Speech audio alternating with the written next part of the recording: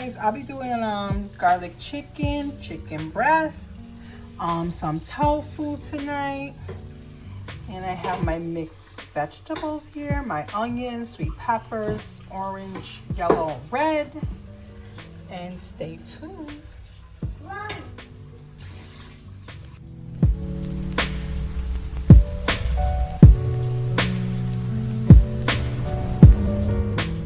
All right, here we go.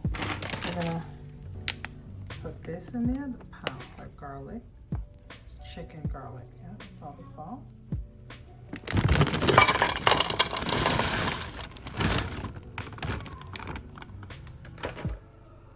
There goes the butter.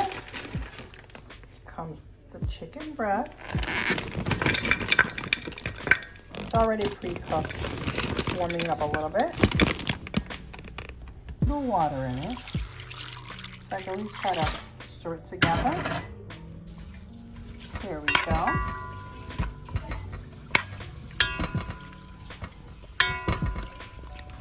Got it on number 5 for the heat. So try to make it, see if I can make it golden brown. Not sure. Okay, we cut it in.